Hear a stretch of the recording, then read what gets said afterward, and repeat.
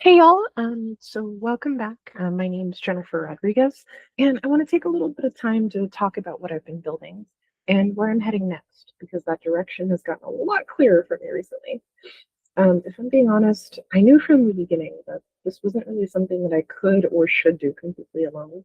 And the goal has always been to create something that people can actually use, whether that's education, expression, or support resources that are meant to meet people where they're at.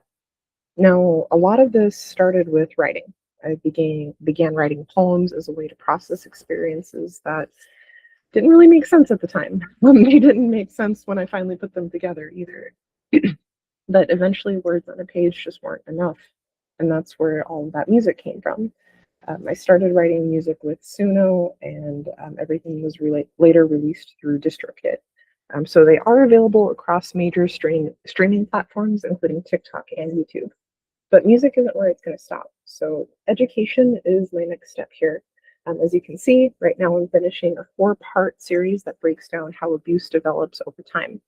Now, parts 1 and 2 are available already, and I'll show you another place where you can find part 2 where you don't have to just request it. Part 3 and 4 will be coming soon. So with that said, I'm going to turn off my camera and share my screen because I actually have a website now. So give me 1 second and we are going to get started. Sorry, I'm in a really good mood today. Anyway, go ahead and go to my homepage here. There we go. All right, so thank you. So the name of my project is called Gray to Clear Supportive Services. And right now I'm in the process of transitioning towards nonprofit status. That is not the case at this time though. So I'm not currently a nonprofit, but I will update the website as soon as that develops. The goal has always been to build something sustainable and accessible long term. So this is going to be a very slow moving project intentionally. Now, this is the homepage, so it just gives an overview of what the project focuses on. We'll talk about that support my mission section a little bit later, but I want to talk through what's available here. Now, this mission is this mission, I can talk today. Oh my gosh. This mission is centered around education and prevention, so helping people recognize warning signs of abuse and providing practical guidance on how to respond safely. And right below that, oh, hold on 1 second here.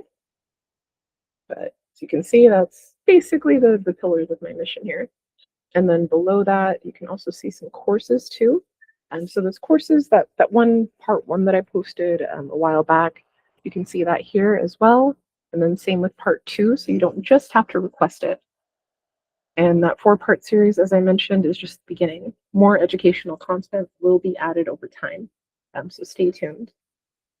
Now, I'm not going to go through every tab today, but I do want to highlight a few important sections. So the first one I'm going to start with is the resources section. Now, bear with me here. All right, so this includes emergency services numbers, as well as vetted crisis hotlines and professional support organizations. Now, these can provide support in situations where someone might need help beyond law enforcement. You'll also find different categories of support depending on what someone may be experiencing.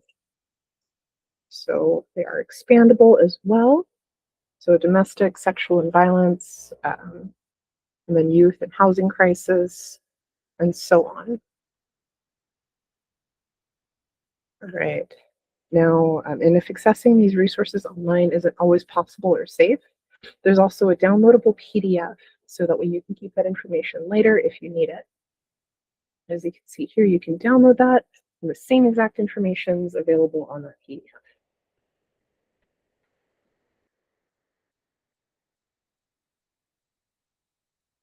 All right.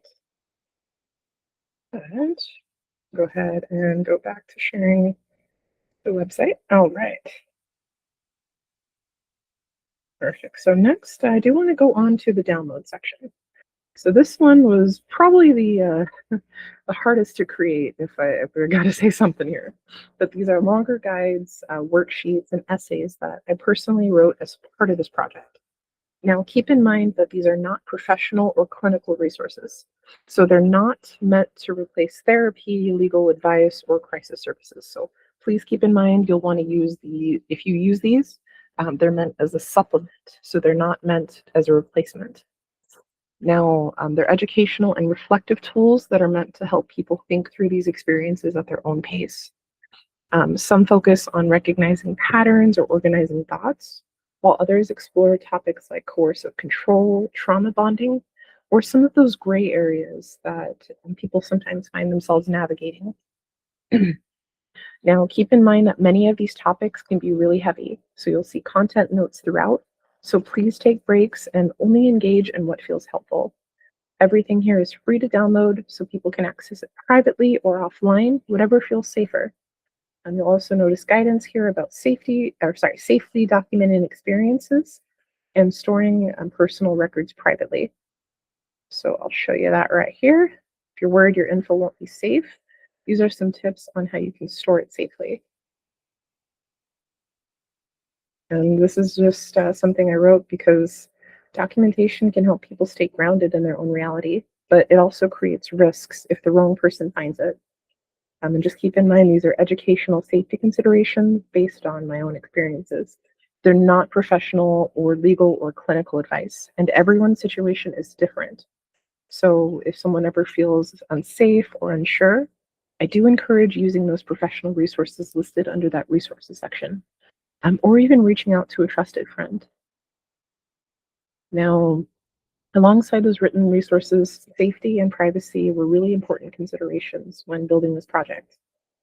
So we'll go ahead and go to that digital safety here. Right, if it can load. All right, so some people accessing information like this might not always be in a private or secure environment, especially when coercive control is involved. So I wanted to make sure that there were clear reminders and some practical tips on protecting your personal privacy while you're using that site. So you'll notice things like the safe exit button. We're actually going to demonstrate that before I get off this video. It redirects you to a neutral page. There's also reminders about using private browsing modes and understanding your limits, as well as information about location tracking and metadata, because digital safety can look different depending on someone's situation. And next section here, our toolkit section. So this section is very much in progress. I just have a please read before continuing. There's just some notes, just so that way you understand what this material is meant for. Now, the safety planning toolkit, it's focusing on practical harm reduction ideas, especially for people who may not have access to support right away. Sometimes just surviving those next few days or few weeks, it might mean the difference between life and death before you get access to that support.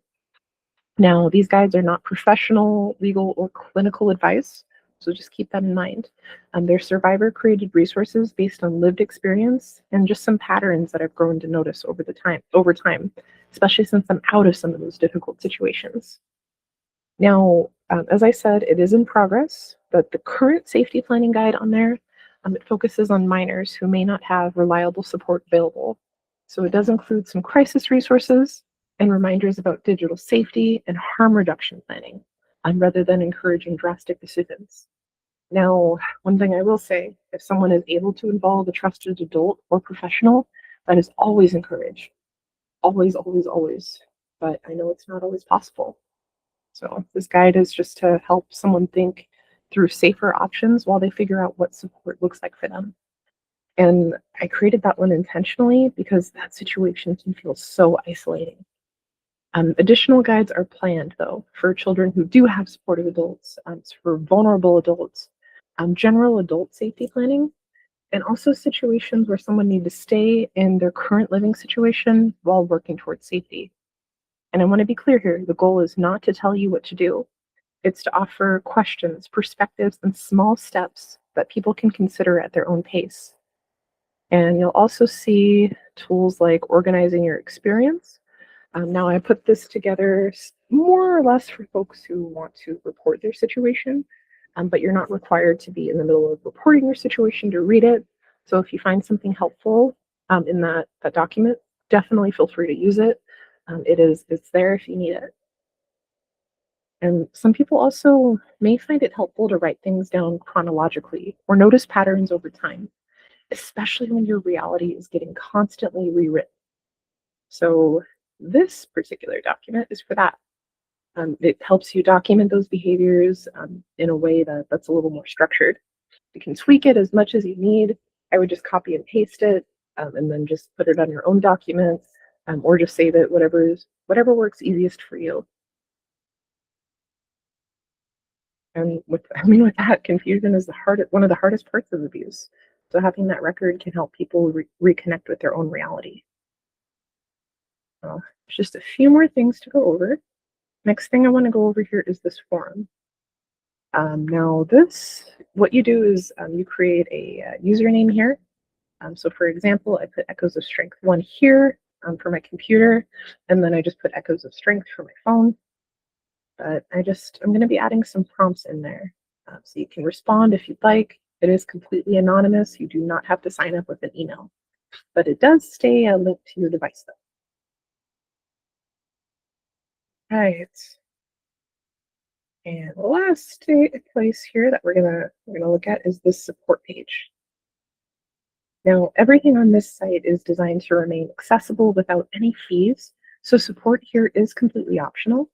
But for anyone who does choose to contribute, I just want to be transparent about how those funds are used. So we'll see a breakdown on how your contributions help support things like content development, maintaining this website, and infrastructure, as well as future platform growth and expanding resources over time. And that's what that future impact fund is about. Bear with there, but my goal is simply to make sure that this project can stay sustainable while continuing to grow responsibly. And transparency does matter to me, especially in spaces like this that are built around trust. Gray to Clear is still growing, and I have a lot of work to do to get that where I'm hoping it'll be and where my goals are. So my goal here is just to create resources to help people move from confusion to clarity at their own pace. So if anything here does feel helpful to you, you're welcome to explore or share it with someone who might need it, or just simply take in what resonates. It's up to you. But the support page just goes over a little bit about what I'll be doing. So of course, the content development time, such as writing those safety planning toolkits and many, many more of these articles, because there are going to be a ton more to come. I'm going to be expanding that resource library quite a bit. And for operations and infrastructure, this is for required subscriptions, business licensing, administrative expenses, office supplies, and even travel costs. Because I'm not going to stay in my state to get this done. I'm going to be trying to get this expanded as much as I can. And as far as those courses, I also plan to do live sessions in the months or years to come. Just depends on when I can get this off the ground. There's also the platform growth, so things like website upgrades, more accessibility. I'm also going to be using these funds for more professional education too. So things like certifications, becoming a domestic violence advocate as well. I found out that that is an extremely costly process, but I'd like to become a domestic violence advocate as well, so that way I can provide more services. And then lastly, this future impact fund. So I'm actually going to start using that money to fund DV resources and anti-trafficking resources in my state. So the first thing that I want to start with, because this is it's going to be able to be started a lot faster and a lot quicker than the other ideas that I have. And of course, I'm going to be growing this intentionally. So I want to start with something that I can do to provide services as quickly as possible. So once I have the funding, I'm going to be looking at about $1,500 to get this started. But emergency support kits. So I know that most of the shelters out there do something like this. So I'm hoping to help and make that easier on them and hopefully take off some of that burden, because I know how limited that funding is.